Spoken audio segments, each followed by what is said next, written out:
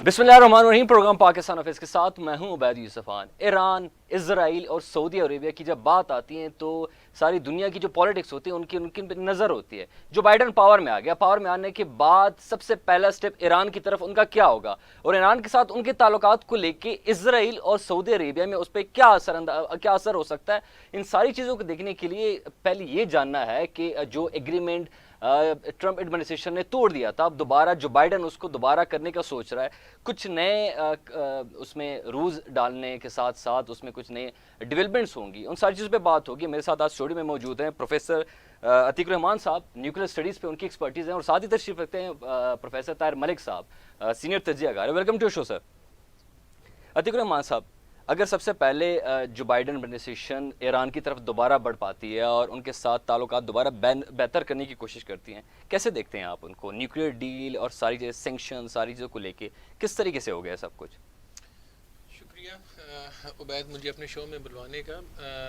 वाकई ये सारी दुनिया की नज़रें ही बाइडन एडमिनिस्ट्रेशन पे है, लेकिन जब हम बाइडन एडमिनिस्ट्रेशन का ईरान के साथ रवैया देखते हैं तो उसमें हम इस रवैये को सिंगल आउट नहीं कर सकते बाकी सारी जो मशरक़ वस्ता की जो सियासत है उसमें हमें यह भी देखना होगा कि इसराइल की तरफ रुझान क्या होगा, ये जो GCC कंट्रीज़ हैं इनकी तरफ क्या रुझान होगा।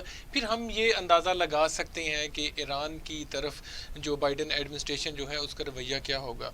लेकिन हम ये ज़रूर हमें जो है इस बात को समझना चाहिए कि कोई इतना खासा ट्रंप एडमिनिस्ट्रेशन से मुख्तलिफ नहीं होगा वो। ठीक ठीक।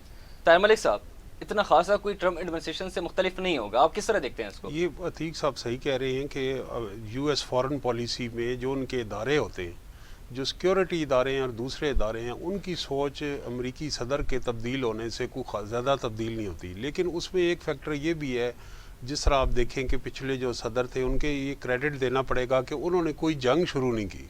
जहाँ उनके बहुत सारे डिसीजन मुतनाज़े हुए हैं, बल्कि अफ़गानिस्तान में उन्होंने एक डील जो है वो पीस डील तालिबान के साथ साइन की।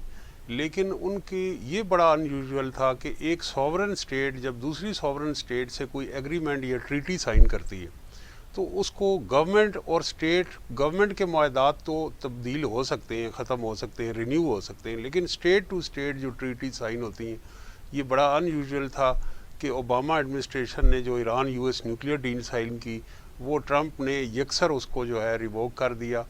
तो अब ये जो है नई एडमिनिस्ट्रेशन है, तो इसमें जो बाइडन कैंपेन के दौरान बार बार उन्होंने ये बात दोहराई कि हम आके उस डील को अरसर बहाल करेंगे, और उसका हम ये साइन भी देख रहे हैं कि एक अनईजीनेस है।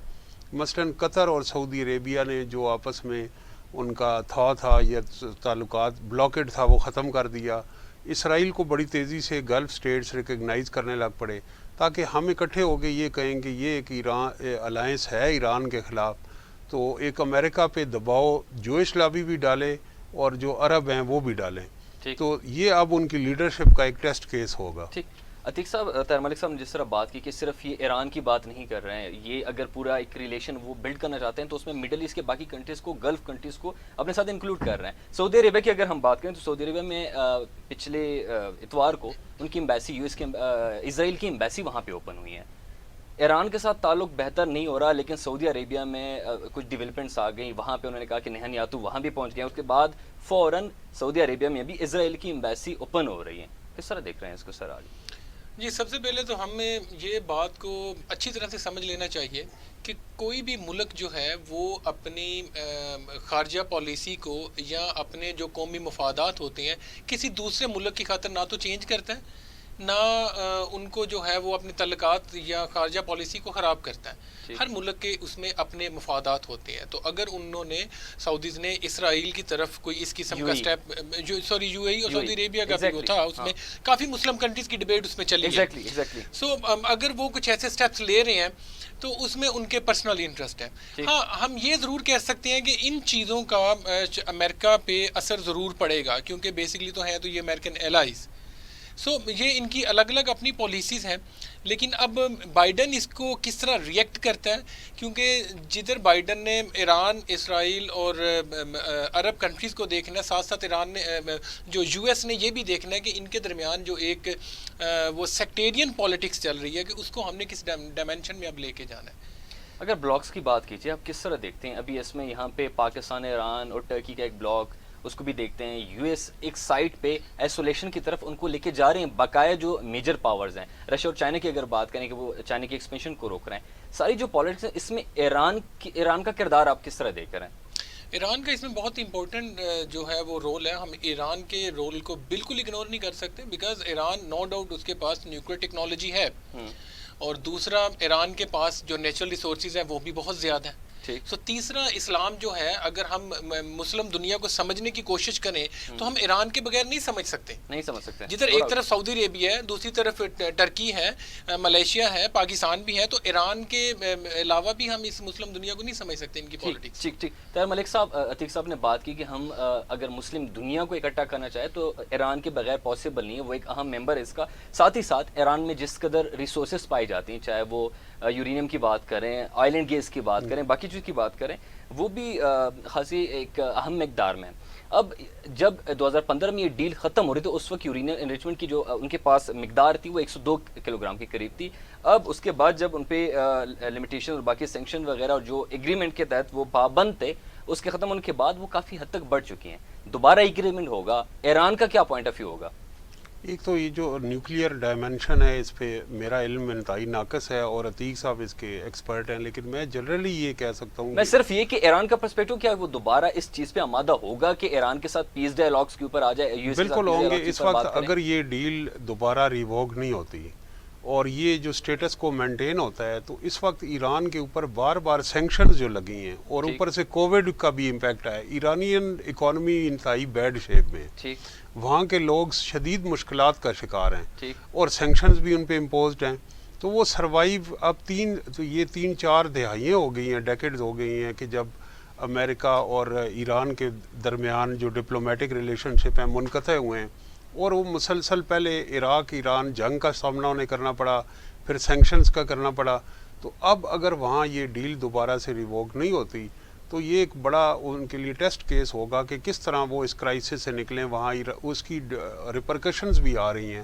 ہم تو یہ کہتے ہیں کہ ایران ڈٹ کے کھڑا ہے، لیکن ایران کی جو میں غربت بڑھ رہی ہے، ایران کی اکانومی شرنک کر رہی ہے اور لوگ جو وہاں کی جو رجیم ہے ریلیجس آرتھوڈاکسی پہ بیس کر کے اس کی کنزرویٹزم سے بھی تنگ ہیں. تو اس لیے ایران کے لیے بھی ٹیسٹ کیس ہے. دوسرا اس کا پہلو یہ ہے کہ یہ سارا ریجنل کمپٹیشن ہے، اس کے اندر نہ سیکٹیرینزم ہے نہ ریلیجس ایلیمنٹ ہے، کیونکہ ریلیجس ایلیمنٹ ہوتا تو پھر اسرائیل اور عرب ملکوں کے آپس میں تعلق، جس طرح عتیق صاحب نے بتایا کہ انٹرسٹ بیس ہیں. تو اس میں 3 بڑے دھڑے ہمیں مڈل ایسٹ میں نظر آ رہے ہیں، ٹرکی، ایران اور سعودی عربیہ، اور تینوں ریجنل ڈومیننس کے لیے ایک دوسرے سے کمپیٹ کر رہے ہیں اور انہوں نے بلاک بھی بنائے ہوئے ہیں. تو یہ جو ان کے درمیان کمپٹیشن ہے اور ایٹ ٹائمز رائیولری ہے، اس کو جو ایکسٹرا ریجنل پاورز ہیں وہ ایکسپلائٹ کرتی ہیں اپنے انٹرسٹ سے، تو پھر ریجن انسٹیبلٹی کا شکار رہتا ہے. ٹھیک طاہر ملک صاحب، آپ کی طرف میں دوبارہ آتا ہوں. ویورز آپ لوگ ایک چیز میں ریمائنڈ کرانا چاہوں گا، پچھلے سال جب ٹرمپ ایڈمنسٹریشن نے دوبارہ وہاں پہ ایران میں کوئی ڈیولپمنٹ کرنی چاہی تو وہاں پہ کچھ بیچ میں ان کے کلیشز آ گئے اور ایران کا وہ ایگریسو موڈ ہم نے دیکھا جو انہوں نے وہاں پہ ان کے ایئر بیسز پہ اٹیکس کیے، اور ایک کافی ہمیں لگا کہ اب یو ایس جو ہے دوبارہ ایران پہ اٹیک کرے گا، لیکن وہ نہیں کر پائے کچھ چیزوں کو لے کے. یہ ایگریسو موڈ کے ساتھ ابھی چونکہ جو بائیڈن ایڈمنسٹریشن آ گئی ہے، طاہر ملک صاحب اس پچھلا والا موڈ جو تھا ان کا وہ ایک الگ تھا، لیکن اس جنرل قاسم سلیمانی کی ڈیتھ کے بعد ایران ایک الگ پوزیشن پہ آ گیا. اس پوزیشن کو لے کے بات ہو پائے گی؟ دیکھیں ایران کی جو گورنمنٹ ہے وہ بھی بہت کیونکہ وہاں میڈیا سینسرشپ ہے، ریسٹرکشنز ہیں. نمبر 1 قاسم سلمانی کا وہاں مارے جانا، اس کے بعد جو انہوں نے وہاں ایک ٹیکٹیکل ان سے مسٹیک ہوئی کہ ایک پیسنجر پلین کو انہوں نے ہٹ کر لی. یہ بھی ان کا ایک بہت بڑا ایک فیلئر تھا. اسٹیٹ کے جو ادارے ہیں ریاست کے، انہوں نے اتنا بڑا ٹارگٹ اور کولیٹرل ڈیمیجز میں اتنے لوگ وہاں مارے گئے. اور تیسرا بھی ان کے جو ٹاپ نیوکلیئر سائنٹسٹ ہیں ان کا ایک فیلئر تھا ایرانی سیکیورٹی ایجنسیز کا کہ وہ ایک ہٹ لسٹ پہ تو تھے اور عرصے سے تھے، انہیں وہ پروٹیکٹ نہیں کر سکے. تو جو رجیم ہے جیسے میں نے کہا کہ وہ اندر سے بھی انڈر پریشر ہے اور اس کی پرفارمنس بھی عام آدمی کوسچن کر رہا ہے اور سینکشنز کا بھی شکار ہو رہا ہے. ٹھیک ہمارے عام ویورز کو شاید یہ نہیں پتا ہوگا کہ نیوکلیئر پاور اگر کوئی ملک گین کر لیتا ہے تو اس سے اس کے سراؤنڈنگ میں جو کنٹریز ایگزسٹ کرتے ہیں ان کے لیے کیا خطرہ ہوتا ہے. عتیق صاحب، ہم اس پہ بڑی بحث ہوتی ہے کہ اگر for example Iran نیوکل power gain کر لیتا ہے کسی بھی حالت میں ایٹ اینی کاسٹ، جو یہ بات اکثر کرتا رہتا ہے، مڈل ایسٹ میں اس کیا چینجز آئیں گی؟ سعودی عربیہ، اسرائیل کے پاس آلریڈی ہے، کلیم نہیں کرا، وہ ایک الگ سائڈ پہ رکھتے ہیں، لیکن باقی مڈل ایسٹ جو سر نے بھی جس طرح بات کی طاہر ملک صاحب نے کہ ریجنل ٹائگرز بننا چاہتے ہیں، سعودی عربیہ، ٹرکی، ایران وغیرہ، کیسے ہو گیا سب کچھ؟ میرا خیال ہے کہ اس کو اگر آپ تھوڑی سی امریکہ کی ہسٹری اٹھا کے دیکھیں تو اوباما دور میں یا اس سے پہلے بھی امریکن جو اسٹیٹ آفیشلز ہیں یا جو رسپانسیبل ان کے جو پولیٹیشنز ہیں ڈفرینٹ بش ایڈمنسٹریشن میں بھی تھے، اوباما میں بھی تھے، ٹرمپ میں بھی تھے، جن کا یہ کہنا تھا بڑا اوپنلی انہوں نے کہا، اگر ہمارے جو یہ ویورز ہیں یہ بھی اگر گوگل کر لیں تو ان کو کافی زیادہ اسٹیٹمنٹس مل جائیں گی جس سے وہ ڈائریکٹلی کہتے تھے یو اے ای کو اور سعودی عربیہ کو کہ اگر ایران نیوکلیر ویپنز بنائے گا یا ڈکلیئر کرے گا، جو کہ ابھی ہمیں نظر نہیں آتا کیونکہ ایران این پی ٹی کا ممبر ہے، اس کا نیوکلیر پروگرام پیسفل پرپز کے لیے ہے، لیکن ہسٹری میں کیا فیوچر میں کیا ہوگا ہم کچھ کہہ نہیں سکتے۔ تو اس میں جو ہے ان کی بڑی انٹینشن تھی اپنے الائز کی طرف کہ اگر ایران کوئی ایسا سٹیپ لے گا تو پھر U S is there to support them in response to Iran, تو ان کی بڑی اسٹیٹمنٹ ہے۔ تو اس میں جو ہے وہ ڈیفینیٹلی انٹینسیفائی ہوگی، ان میں جو سیاست ہے مسلم ملکوں کی، لیکن اس سیاست کے انٹینسیفائی ہونے کا لنک جو ہے وہ ایکسٹرنل پاور سے جڑا ہوا ہے۔ ایکسٹرنل پاور سے جڑا ہے۔ آپ کے کہنے کا مقصد یہ ہے کہ اگر ایسا کچھ ہو جاتا ہے تو سعودی عربیہ کو نیوکل پاور گین کرنے کے لیے یو ایس سی سپورٹ کرے گی؟ مے بی کوئی اور بھی ہو، لیکن یو ایس کی اسٹیٹمنٹس ہیں، یو ایس کی اسٹیٹمنٹ ہے، جی بالکل۔ تو اس کو کاؤنٹر کرنے کے لیے مڈل ایسٹ میں ہی ان کو کاؤنٹر ایک ایسے ایک ملک کو اجاگر کیا جائے گا۔ یو ایس کے ایگریمنٹس ہیں اپنے الائز کے ساتھ ان کو سول نیوکلیر ٹیکنالوجی دینے کے لیے، لیکن بعد میں وہ سول نیوکلیر ٹیکنالوجی کس ڈائریکشن میں جاتی ہے یہ تو ابھی کہنا نامناسب ہوگا۔ وہی ایگریمنٹ ان کے یو اے ای کے ساتھ بھی، لیکن وہی ایگریمنٹ کی پیس ٹیکنالوجی ایران کے ساتھ بھی تو پہلے انہوں نے ان کو سپورٹ کیا تھا۔ نہیں، میں ان کا 1 to 3 ایگریمنٹ ہے، میں اس کی بات کر رہا ہوں، ریسنٹ ایگریمنٹ اگر آپ اس کو دیکھیں تو اس میں وہ کچھ عرب کنٹریز کو بھی دے رہے ہیں، انڈیا کو بھی اس کے اکارڈنگ ہی دے رہے ہیں، تو یہ تو ڈاکومنٹڈ پروف ہے۔ ٹھیک، طاہر ملک صاحب، ٹرکی کی ایک ایگریمنٹ چلی ہے پس پردہ رشیا کے ساتھ، شاید آپ کو اس بات کا علم ہوگا، نیوکلیر کے اوپر، نیوکلیر ٹیکنالوجی کے اوپر ٹرکی کے پاس آلریڈی اپنے وسائل ہیں۔ اب 2022-23 میں جو پچھلے ایگریمنٹس اگر ختم ہو جاتے ہیں وہ پاور میں آئے گا، کس طریقے سے آتا ہے اور اس کا کتنا ایگریشن ہوگا، مڈل ایسٹ میں اس کی کیا پوزیشن ہوگی، کس طرح ٹرکی کے ریوائول کو کس طرح دیکھ رہے ہیں آپ؟ دیکھیں، ایک تو وہ پریگمیٹک ہے ان کی فارن پالیسی، ٹھیک، دوسرا اس میں ریجنل ایمبیشن نظر آتا ہے، تھرڈ اس میں نیشنلزم نظر آتا ہے۔ ٹھیک، تو جو مڈل ایسٹ کی ملٹریز ہیں، جس طرح عتیق صاحب بتا رہے ہیں کہ گلف کنٹریز کا تو ملٹری انفراسٹرکچر ہی نہیں، وہ سیکیورٹی گارنٹیز پہ چل رہے ہیں جو ان کو امریکہ سے ملی۔ اب عراق کا ملٹری سٹرکچر تھا وہ ڈسٹرائے ہو گیا وار میں، سیریا سول وار کی وجہ سے ملٹری سٹرکچر اس کا بھی کافی اب جو ملٹری انفراسٹرکچر ہے وہ ڈکریز ہوا ہے اور وہ انٹرنل کرائسس کا شکار ہیں۔ لیبیا میں ایک رجیم چینج ہوا ہے۔ تو یہ 2-3 ملک ہیں۔ ایران کو ایک ہمیں کریڈٹ دینا پڑے گا کہ ریولوشن کو انہوں نے کنسولیڈیٹ کر دیا، ٹھیک، جو اس وقت عراق وار کو بھی وہ سسٹین کر گئے اور کنسولیڈیٹ کر گئے۔ ٹرکی کا بھی یہ ہے کہ ٹرکی ایک ریجنل پلیئر ہے اور اس کی جو ملٹری ہے وہ اگر مڈل ایسٹ کے جو سٹیٹس ہیں ان کے ملٹری انفراسٹرکچر سے اگر آپ کمپیئر کریں تو وہ بہت زیادہ جدید ہے اور وہ اس کا جو ڈیولپڈ ملٹری انفراسٹرکچر ہے، لیکن وہ کوئی ایسا ارریشنل ڈیسیژن نہیں لیں گے کہ وہ کسی کانفلکٹ یا وار میں جائیں۔ ابھی اگر وہ لیتے تو دیکھیں اسٹریٹجک ڈیپتھ، جس طرح ہم افغانستان میں گئے، سیریا اسٹریٹجک ڈیپتھ کا کانسیپٹ وہاں اپلائی ہوتا ہے، لیکن وہ بڑا ریسٹرینٹ شو کر رہے ہیں، اپنا انٹرسٹ پروٹیکٹ کرتے ہیں، لیکن بائی ادر مینز جنگ سے علاوہ بھی قومیں اپنا مفاد پورا کر سکتی ہیں۔ ضروری نہیں کہ وار تو ایک لاسٹ آپشن ہوتی ہے۔ ٹھیک، عتیق صاحب، یو ایس اگر ہم یہ کہنا غلط نہیں ہوگا کہ اس وقت ریپبلکن ورسز کانگریس ہے وہاں پہ، دونوں کی ویوز بڑے ڈیفرنٹ ہوتے ہیں کسی بھی ایشو کو لے کے۔ یو ایس اس وقت جو وہاں پہ حالات چل رہے ہیں آج سے پہلے ہمیں دیکھنے کو نہیں ملا، ہماری ویورز نے بھی دیکھا کس طریقے سے کیپٹل میں افغانستان سے زیادہ فورسز وہاں پہ، جو بائیڈن کی جو پریزیڈنشیل سرمنی تھی اس میں وہاں پہ وہ آئے ہوئی تھی۔ اس کے بعد جو بائیڈن پاور میں آ گیا، مڈل ایسٹ کو لے کے، خاص کر میں مڈل ایسٹ پہ فوکس کر رہا ہوں، کیا ڈیولپمنٹس آپ ایکسپیکٹ کر رہے ہیں اس اگلے 1 سال میں؟ دیکھیں عبید، ایکسپیکٹیشن تو ابھی کہنا بہت نامناسب ہوگا، کیونکہ اب امریکن سسٹم بہت زیادہ چینج ہو چکا ہے. اگر ہم یہ کہہ دیں کہ فکس جو ڈیموکریٹس ہیں ان کی یہ پالیسی کی جو ڈائریکشنز ہوتی ہیں اور ریپبلکنز کی یہ ہوتی ہیں، ابھی ہم ڈفرینشیٹ نہیں کر سکتے.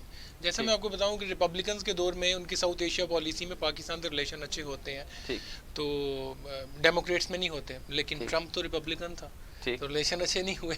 سو اس کے علاوہ بہت سے اور پیرامیٹرز ہیں جس اسپیس پہ ہم یہ اب ڈفرینشیٹ نہیں کر سکتے ریپبلکن اور ڈیموکریٹس کی پالیسیز کیا ہیں، اب ان کے بیہیویئر ڈفرینٹ ہو گئے ہیں. سو اس میں اگر ہم ان کی پالیسی کو ساؤتھ ایشیا کی طرف یا مڈل ایسٹ کی طرف اگر میئر کرنا چاہیں تو اس وقت ہمارے لیے یہ بڑا نامناسب ہے. کس طرح بیہیو کرتے ہیں بائیڈن ایڈمنسٹریشن، کس طرح بیہیو کرے گی، یہ بہت ڈفرینٹ ہوگا. یہ ایک فیکٹ ہے کہ وہ امریکن جو جیو پولیٹیکل انٹرسٹ ہیں پوری دنیا میں، جو جیو پولیٹیکل انٹرسٹ ہیں وہ اس کے اگینسٹ کبھی نہیں جائیں گے. بیکاز امریکہ میں یہ ہوتا ہے یا ڈیولپ کنٹریز میں یہ ہوتا ہے، جو فرسٹ ورڈ ہے اس میں یہ ہوتا ہے کہ جو ایڈمنسٹریشن چینج ہوتی ہے that is just change of face. ان کے انٹرسٹ، ان کی فارن انگیجمنٹس، ان کے قومی مفادات وہ بالکل ویسے ہی رہتے ہیں. ٹھیک. طاہر ملک صاحب، پاکستان کا کردار ہمیشہ سے بڑا امپورٹنٹ رہا ہے، اور اگر مڈل ایسٹ کے ساتھ دوبارہ کنیکشن، ایران کے ساتھ ان کے رویوں کو اور ایران کے ساتھ ان کے تعلقات کو دوبارہ بہتر بنانے کے لیے، ساتھ ہی ساتھ افغانستان میں جو پیس ٹاکس ہو رہے ہیں اس میں پاکستان کا کردار کوئی نگلیکٹ نہیں کر سکتا. بائیڈن ایڈمنسٹریشن کے ساتھ پاکستان کس طرح چل پائے گا ان سارے جو خطے میں مڈل ایسٹ اور افغانستان کو لے کے؟ کس طریقے سے ہماری امپورٹنس دوبارہ آئے گی اور ہم اپنے ہی جو امپورٹنس کو سمجھ پائیں گے اور اس لیول پہ بات کر پائیں گے؟ ایک تو یہ ہے کہ دیکھیں انڈیا جو ہے، امریکہ کا جو عتیق صاحب نے بتایا کہ جیو پولیٹیکل انٹرسٹ ہے اور مارکیٹ ریلیٹڈ انٹرسٹ ہے، اور چائنا کو اگر انہوں نے کاؤنٹر کرنا ہے تو وہ انڈیا ایک ریجنل ہیجمون بھی ہے، ٹھیک، تو ان کے مفادات وہاں زیادہ ہیں. لیکن جو سیکیورٹی لینس سے اگر آپ دیکھیں تو پاکستان چائنا اکنامک کوریڈور اور جو افغانستان میں معاملات ہیں سینٹرل ایشیا میں، اس میں پاکستان اہم ملک ہے، اور طالبان ٹاکس میں انہوں نے مینٹین بھی کیا ہے. تو میری رائے یہ ہے کہ وہ پاکستان سے ان کا انٹرسٹ افغانستان ریلیٹڈ رہے گا، چائنا ریلیٹڈ رہے گا. لیکن جب پاکستان اور انڈیا کا آپس میں کوئی ایشو آئے گا تو ان کے ٹلٹ انڈیا کی جانب ہوگا. ایک ہی ہے. اور دوسرا اس میں یہ ہے کہ جو چینج آئے گی ڈومیسٹک لیول پہ، کہ ٹرمپ ایک پاپولسٹ لیڈر تھا، پاپولسٹ انارکسٹ تھا، وہ میڈیا اور ڈیموکریسیز کے اوپر وہ اس کی میں حساسیت نہیں تھی. اب اگر پاکستان میں یا انڈیا میں کوئی انسانی حقوق کی خلاف ورزی ہوگی، کوئی میڈیا پہ قدغن ہوگی، کوئی جمہوریت خطرے میں ہوگی، تو یو ایس اسٹیٹ ڈپارٹمنٹ کا فوری بیان آیا کرے. تو یہ جو پاپولسٹ رجیم ہے پوری دنیا میں، ان کا ڈیکلائن شروع ہو گیا. ٹرمپ ان کا سرخیل تھا، مودی، عمران خان، اردگان، یہ ساری وہ ایکویشن ڈسٹرب ہوگی اور اس کا پاکستان پہ بہت بڑا امپیکٹ آئے گا. پاکستان میں اب ڈیموکریٹک فورسز جو بائیڈن کے آنے کے بعد اسٹرانگ ہوں گی، کمزور نہیں ہوں گی. ٹھیک سر، کیا کہہ رہے ہیں؟ اس کو میں ملک صاحب کی بات کو تھوڑا سا میں ایڈ کروں گا اس میں. اگر آپ امریکن اسٹیٹمنٹس دیکھیں، کلنٹن دور سے سٹارٹ ہوئی تھی اور ابھی تک، بش رجیم میں بھی، اوباما میں بھی، ٹرمپ میں بھی، اور ابھی بائیڈن کا ہم دیکھیں گے تو وہ اپنی اسٹیٹمنٹ میں بڑا کلیئرلی بتاتے رہے ہیں. ایون ان کی جو ٹرمپ کی جو 2017 میں نیشنل سیکورٹی اسٹریٹجی ایک ڈاکومنٹ آیا تھا، اس میں بھی اس نے اپنی فارن انگیجمنٹس کو جو نیشنل انٹرسٹ سے اس سے لنک کیا تھا. تو بار بار ایمفسس جو تھا وہ انڈیا پہ ہی تھا، بیکاز انڈیا کو وہ ایشیا پیسیفک اور انڈین اوشن میں انڈیا کا رول وہ زیادہ دیکھتے ہیں امریکن انٹرسٹ کو سیکیور کرنے کے لیے. جب پاکستان کی بات آتی ہے تو وہ پاکستان کو ہمیشہ افغانستان سے اور وار آن ٹیرر سے اٹیچ کرتے ہیں. سو ان شارٹ جو ایک ہمیں ریفلیکشن ملتی ہے وہ امریکن جو مائنڈ سیٹ ہے ان کی فارن انگیجمنٹ میں، وہ پاکستان کو ہمیشہ ساؤتھ ایشین ریجنل انٹرسٹ سے لنک کرتے ہیں، اور انڈیا کو ایکسٹرا ریجنل انٹرسٹ یا گلوبل انٹرسٹ سے لنک کرتے ہیں. ٹھیک. طاہر ملک صاحب، آپ سے فائنل کا میں جاننا چاہوں گا، U S against major powers, کیا ان کی میجر پاورز کی ایکسپینشن کو روک پائے گا یو ایس؟ اگلے جو بائیڈن ایڈمنسٹریشن کی بات کر رہا ہوں، خاص کر بائیڈن ایڈمنسٹریشن، کیا وہ روک پائے گا چائنیز ایکسپینشن کو؟ یہ تو ان کی بیونڈ کیپیسٹی ہے نا. وہ ہمیشہ سے انٹرنیشنل سسٹم انارکک رہا ہے، کمپٹیشن اس میں رہا ہے، اپرچونٹیز اور چیلنجز بھی رہے ہیں، اب بھی. ٹھیک. عتیق صاحب؟ نہیں، یہ تو بہت مشکل ہے، امپاسبل. Impossible है। That's impossible, no doubt. That's very difficult task, ठीक। but at the same time that's impossible. Thank you so much. हमारे साथ प्रोग्राम में ज्वाइन किया था प्रोफेसर ताहिर मलिक साहब ने, और साथ ही साथ अतीकुर रहमान साहब जो कि सिक्योरिटी स्टडीज़ पे और न्यूक्लियर स्टडीज़ पे स्पेशलिटी रखते हैं। उनके कहने के मुताबिक डिक्लाइन फेज शुरू हो चुका है इस वक्त। जो एक पर्सनालिटी वाइज पॉलिटिक्स थी, जैसे मोदी की बात की ताहिर मलिक साहब ने, और साथ ही साथ ट्रम्प की बात की, तो वो पॉपुलिस्ट रिजीम जो था उसकी डिक्लाइन फेज शुरू हो गई। और साथ ही साथ जो चाइना की एक्सपेंशन है, जिसको तोड़ने के लिए, जिसको ख़त्म करने के लिए, जिसको रोकने के लिए, कम करने के लिए बाइडेन एडमिनिस्ट्रेशन अपनी हर हद तक कोशिश करेंगे, लेकिन नामुमकिन है हमारे गेस्ट के मुताबिक। आप इसके बारे में क्या कहना चाहते हैं? मुझे अपने कमेंट सेक्शन में अपनी राय ज़रूर बताइएगा। मुझे दीजिएगा इजाज़त, अल्लाह हाफिज़।